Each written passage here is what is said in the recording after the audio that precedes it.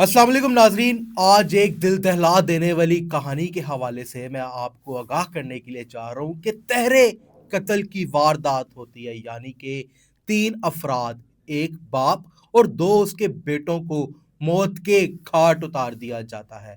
लाहौर के कान्हा के इलाके में ये मामला पेश आता है। ये लाशें कैसे बरामद होती हैं, किसने इन बाप और बेटों का कत्ल किया, क्यों किया और क्या साजिश रची, बाद में कैसे मदई बन के खुद को बचाने की कोशिश भी की। आज के इस व्लॉग में इस कहानी के तमाम तर मुहरकात आफ्टर पुलिस इन्वेस्टिगेशन मैं आपको बताने के लिए चाह रहा हूँ। वाकया कुछ इस तरीके से पेश आता है कि आज जब मैं ये रिकॉर्डिंग कर रहा हूँ, आज तारीख है 21 जनवरी 2026। आज से तकरीबन 3 से 4 दिन पहले एक कान्हा के इलाके में कॉल चलती है, 15 कॉल। इलाका मकीन ये कॉल करते हैं कि मकान के अंदर से बदबू आ रही है और यहाँ के जो रिहायशी हैं, यानी कि बाप और बेटे, वो भी गायब हैं। लिहाजा पुलिस को कॉल की जाती है और वहाँ पे जब पुलिस पहुँचती है, उस मकान की तलाशी ली जाती है, तो वहाँ पे अंदर से 3 बोसीदा लाशें बरामद होती हैं, जिसमें एक बाप और 2 उसके बेटे होते हैं। इब्तदाई मालूमात और तफ्तीश शुरू की जाती है। मौके पर पहुंचकर तमाम तर शवाहिद को इकट्ठा किया जाता है और जो इनिशियल रिपोर्ट्स आती हैं, पुलिस हुकाम इस हवाले से बताते हैं कि ये लाश आज से तकरीबन 20 दिन पुरानी है। 20 दिन पहले इन अफराद को कत्ल किया गया था। उसके बाद किसी को कोई खबर ही ना हुई। ये लाशें एक मकान के अंदर बंद रहती हैं और वहाँ पे स्मेल, ताफुन फैलना शुरू हो जाता है, जिसके बाद जो इलाका मकीन है पुलिस को इतला करते हैं। पुलिस मौके पे पहुंचती है और शवाहिद इकट्ठे किए जाते हैं। ताहम तहरा कत्ल एक ऐसा जुर्म है, इस हाइप तक उसकी आप कह लें कि रीच होती है, मीडिया पे हाईलाइट हो गया कि पुलिस लाहौर की जो है वो पूरे तरीके से हरकत में आ जाती है। टीमें तश्कील दे दी जाती हैं, सीसीडी एहलकारों को भी इन्वॉल्व कर लिया जाता है और डिफरेंट एजेंसीज जो पुलिस के अंडर काम कर रही हैं उनको भी इन्वॉल्व कर लिया जाता है कि किसी भी तरीके से इस तहरे कत्ल के मुल्जिमान का सुराग लगाना इंतहाई ज़रूरी है। ताहम ऐसे में एक शख्स जिसका नाम रुहेल बताया जाता है, वो अचानक से मंजरेआम पर आ जाता है। वो थाने में जाता है और ये बयान देता है कि वो इस तमाम तर वाक़ये का मदई बनना चाहता है। एक बाप कत्ल हो गया, 2 उसके बेटे कत्ल हो गए। ख़ानदान में कोई ऐसा करीबी शख्स, बाप बेटा बचा नहीं था जो कि इनके कत्ल के हवाले से आवाज़ उठाए, कानूनी प्रोसीजर शुरू करे। तो लिहाजा एक ऐसा शख्स जो है वो रुहेल नाम का, पुलिस को ये बयान देता है कि वो कामरान जो कि खुद मकतूल है उसका दोस्त है और इसी के लिए वो मदई बनना चाहता है।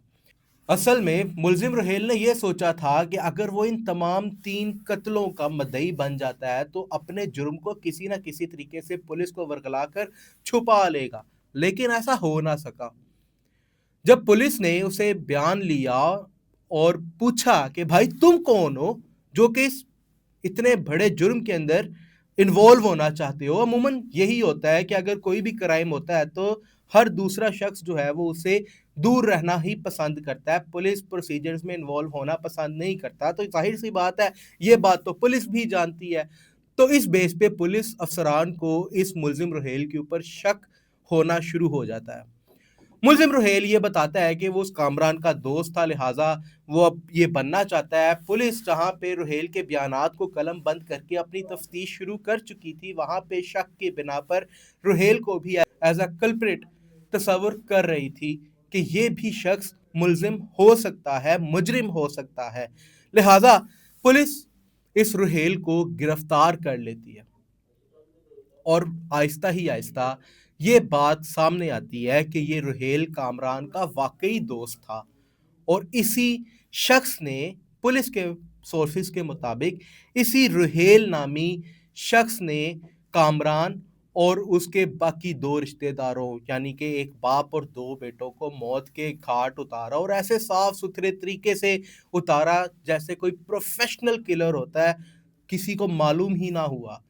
जब इलाका مکین کے بیانات کو قلم بند کیا جاتا ہے۔ تو علاقہ مکین بھی اس حوالے سے بتاتے ہیں کہ جو انیشیلی رپورٹس میڈیکل رپورٹس آ رہی ہیں لاشوں کے پوسٹ مارٹم کے بعد کہ یہ لاشیں تقریباً 20 دن پرانی ہے، وہ اس لیے سچ ہے یہ بات کیونکہ کئی دن سے اس باپ اور بیٹوں کو کسی نے دیکھا ہی نہیں تھا، نہ ہی کسی کا ان سے کوئی رابطہ ہوا تھا۔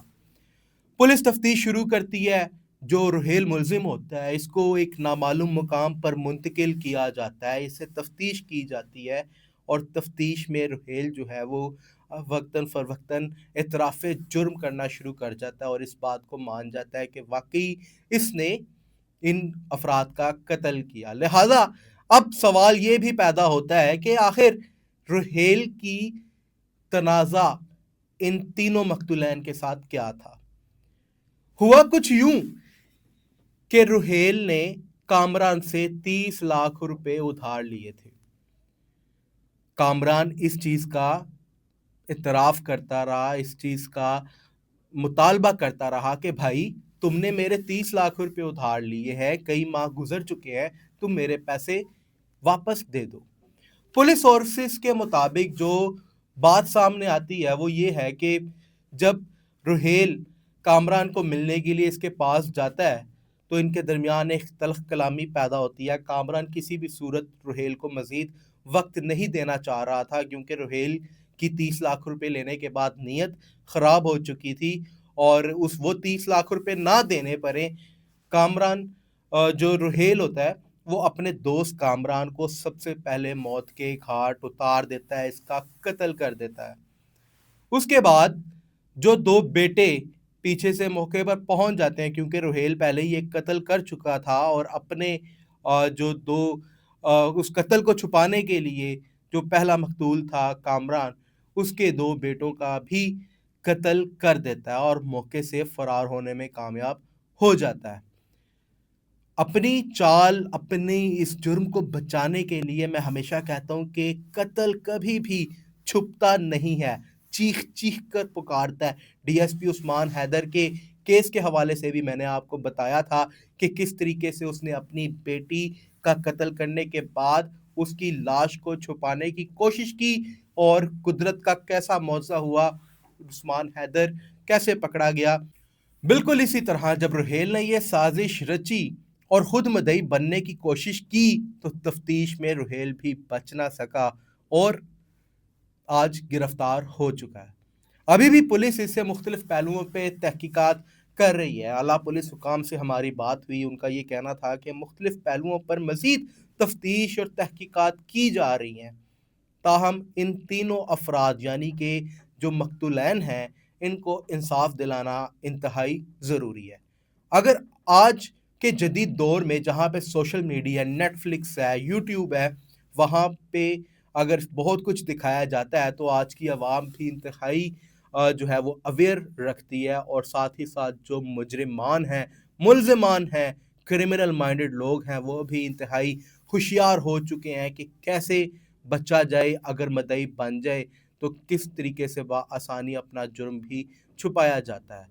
لیکن اسی کے ساتھ ساتھ آپ کو یہ بھی بتاؤں کہ پولیس بھی تفتیش کرتی رہتی ہے، وہ بھی جانتی ہے اور یہ سراغ لگا لیتی ہے کہ کس نے جرم کیا ہے، کس نے نہیں، کون سچ بول رہا ہے، کون نہیں۔ اس سٹوری کے حوالے سے جتنی بھی مزید اپڈیٹس آئیں گی ہم آپ کو آگاہ کرتے جائیں گے۔ اپنے میزبان شاہزیب بھٹی کو اجازت دیں، اللہ نگہبان۔